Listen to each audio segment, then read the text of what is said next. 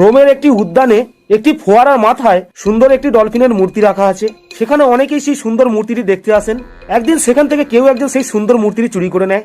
মেহুলের সহকারী জেমস সেই উদ্যানেই উপস্থিত ছিলেন। তিনি তৎক্ষণাৎ সেই ফোয়ারার কাছে গেলেন। তিনি সেখানে 5 জনকে সন্দেহ করেছেন এবং তাদেরকে জিজ্ঞাসাবাদ করতে শুরু করলেন। চ্যান্ডলার বলে, আমি অফিসে পৌঁছানোর জন্য সাধারণত এই উদ্যান দিয়েই যাই, কারণ এই রাস্তা দিয়ে আমার অফিসে তাড়াতাড়ি যাওয়া যায়। আমি কিছু জানি না। রায়ান বলে, আমি এখানে জগিং এর জন্য এসেছি, আমি মূর্তিটি সম্পর্কে কিছুই জানি না। পবন বলে, আমি আমার কুকুরের সাথে বাগানে খেলছিলাম, আমি মূর্তিটি চুরি করিনি। রিচার্ড বলে, আমি একজন বৃদ্ধ লোক, আমি কিভাবে মূর্তিটি চুরি করতে পারি, আমি এটা করিনি। আর কবির বলে, আমি আমার বান্ধবীর জন্য এখানে অপেক্ষা করছিলাম, আমি কিছুই জানি না। এখন আপনি এই 5 জনের দিকে তাকিয়ে ও এদের বক্তব্যগুলি শুনে আপনি কি অনুমান করতে পারছেন যে ডলফিনের মূর্তিটি কে চুরি করেছে?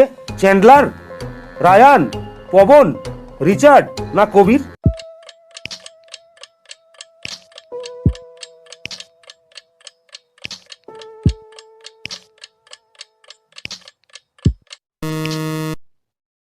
কবিরই এই ডলফিনটি চুরি করেছে, কারণ এখানে তার প্যান্ট ভিজে দেখা যাচ্ছে।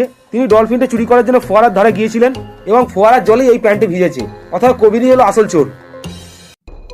নিউ ইয়র্কের বিখ্যাত জাদুঘরের গুদামে একটি ডাকাতি হয়। ডাকাতরা একটি বড় ট্রাক এনেছিল, যাতে তারা সমস্ত বড় বড় ভারী মূর্তিগুলি ট্রাকে লোড করতে পারে এবং সেই জিনিসপত্রগুলি লোড করে তারা সেখান থেকে পালায়। সেখানে গার্ড তৎক্ষণাৎ জেমসকে ফোন করে ডাকাতির সম্পর্কে সমস্ত কিছু জানায়। জেমস সমস্ত ট্রাকের ফুটেজগুলি পরীক্ষা করে যা জাদুঘরের দিকে গিয়েছিল এবং তারপরে তিনি ফিরে যান। তিনি এরকম 4টি ট্রাকের ছবি পেয়েছেন যে ট্রাকগুলি সেই জাদুঘরের দিকে গিয়েছিল। এখন আপনি কি এই ট্রাকগুলির ছবিগুলো দেখে অনুমান করতে পারেন যে ডাকাতির জন্য কোন ট্রাকটি ব্যবহার করা হয়েছে? এ, বি, সি না ডি?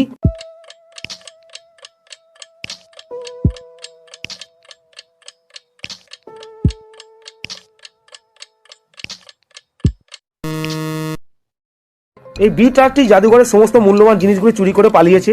কারণ এই বি ট্রাকের চাকাগুলি যদি আপনি ভালো করে লক্ষ্য করেন তাহলে দেখবেন যে চাকাগুলি বসে গেছে। কারণ এই ট্রাকটি যখন ভেতরে গিয়েছিল তখন এই চাকাটি ঠিক ছিল, কিন্তু জিনিসপত্র বোঝাই করার পরে এই ট্রাকের চাকা বসে গেছে।